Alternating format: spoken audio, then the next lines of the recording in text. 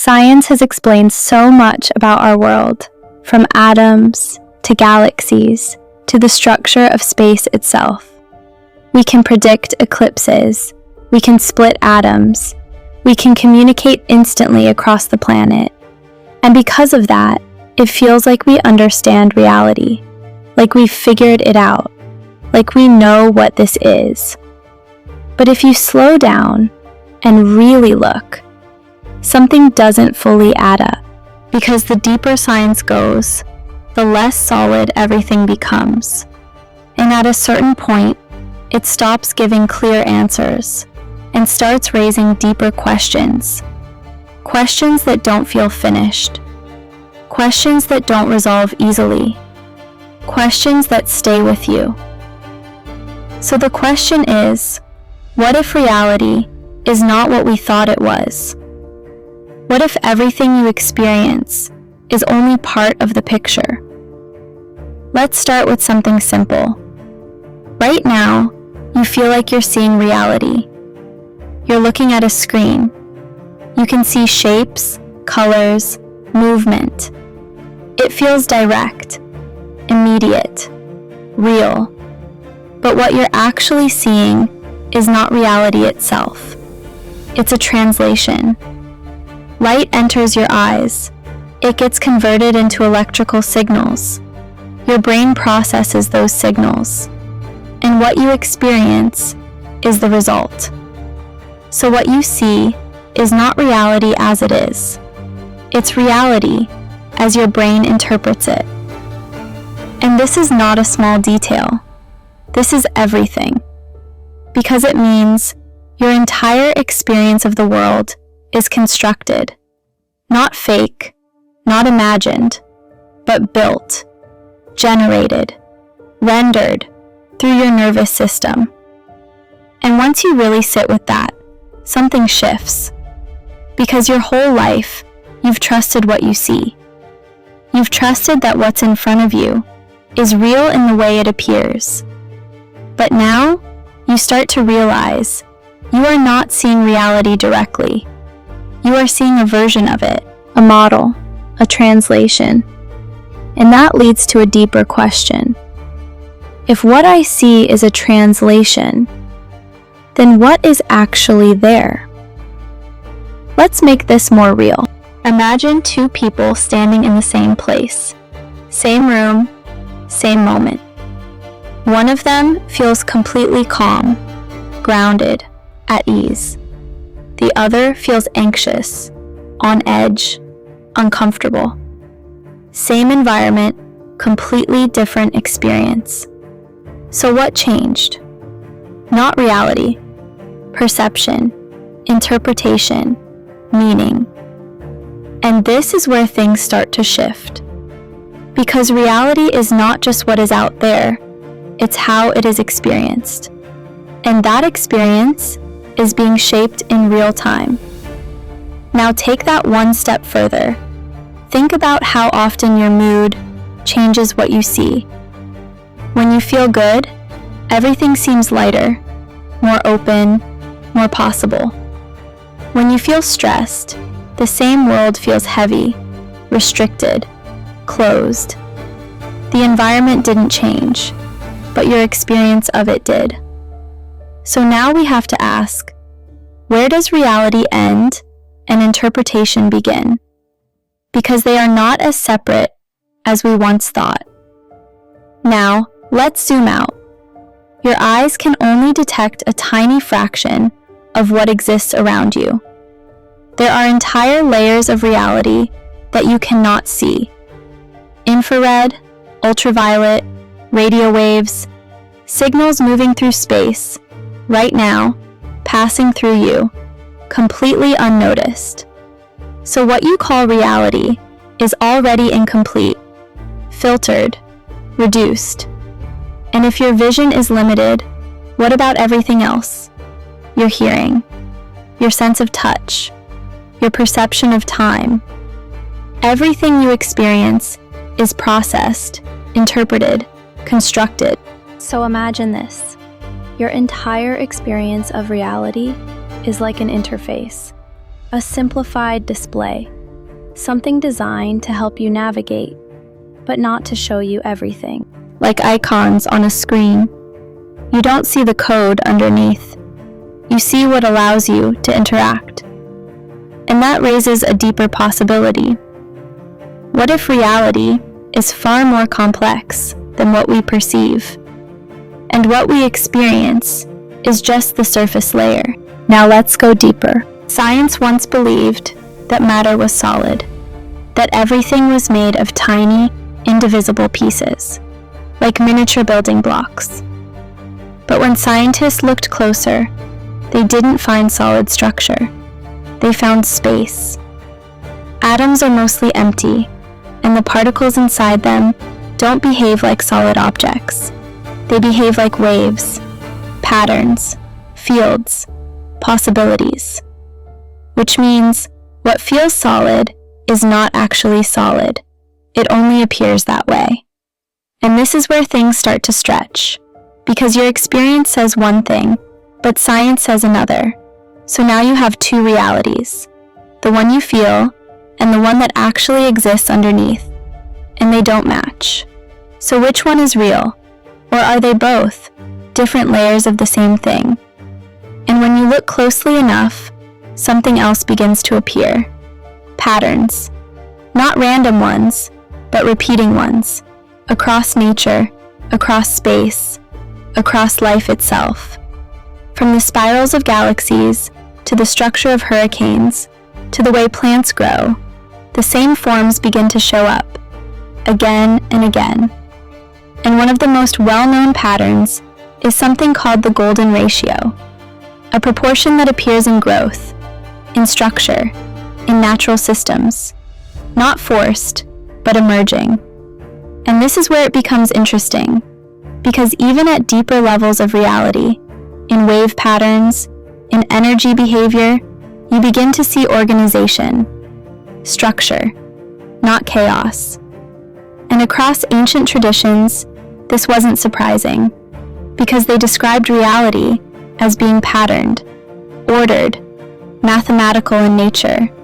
In sacred geometry, forms like the flower of life were used to represent the underlying structure of creation, not as decoration, but as a kind of language, a way of describing how reality is organized beneath appearance. So now you have something unusual. Modern science, looking deeper into matter, finding patterns, fields, structures that aren't solid, and ancient systems, describing reality as geometry, as pattern, as underlying order.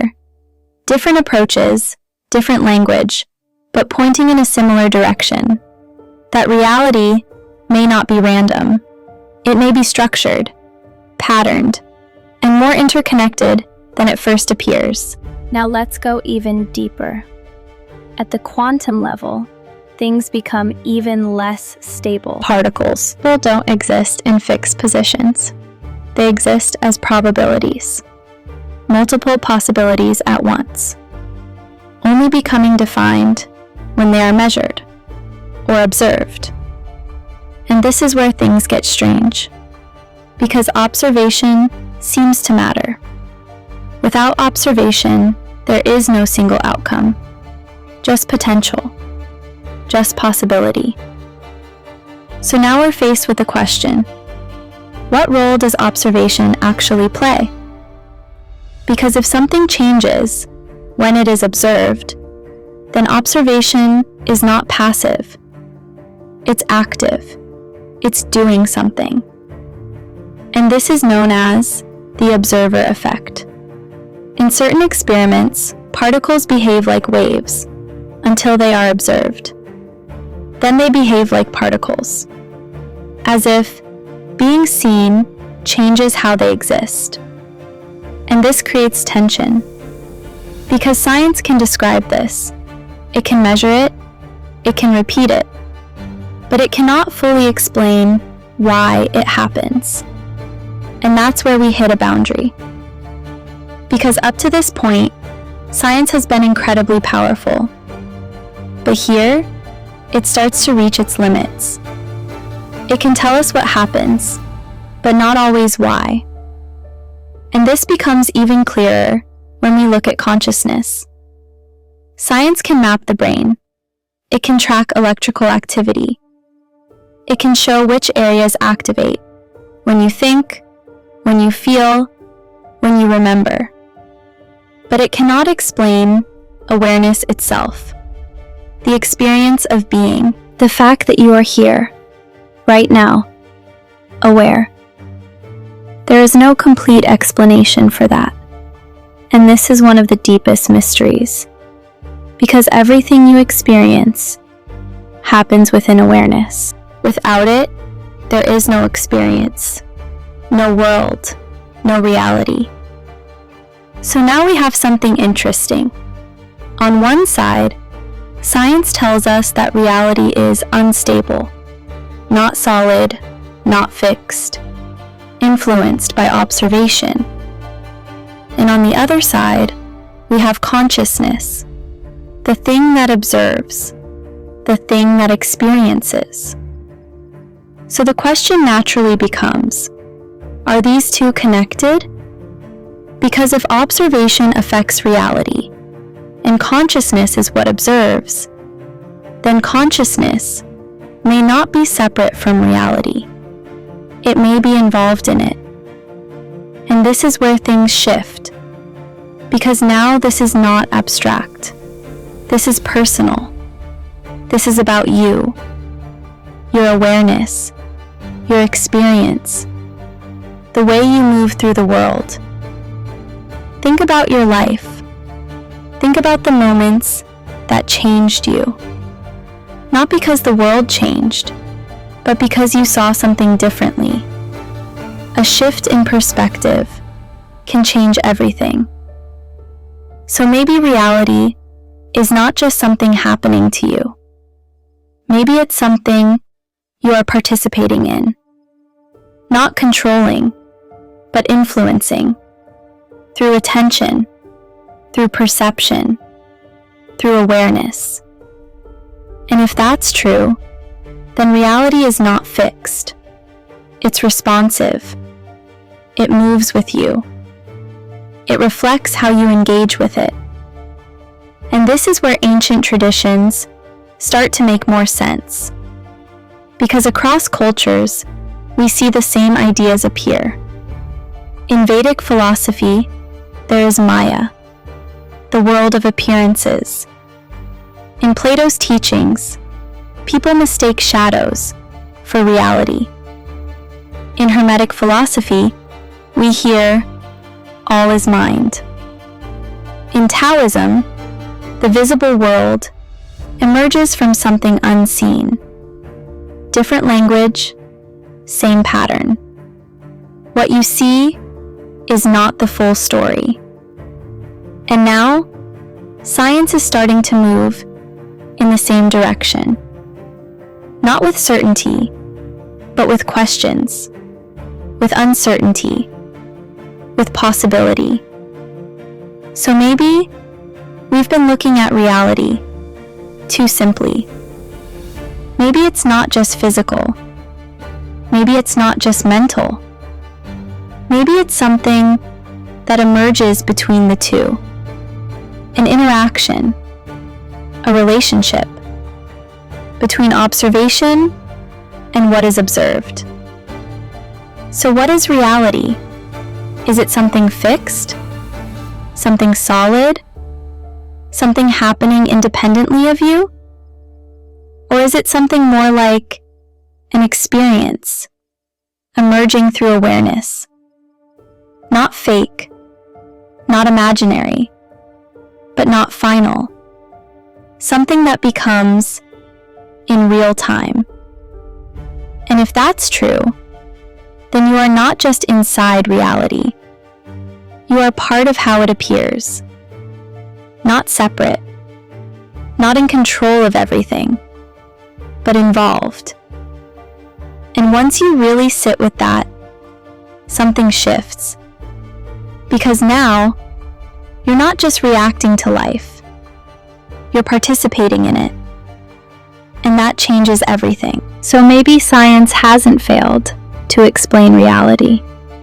Maybe it has taken us to the edge of something deeper, something it cannot fully describe yet.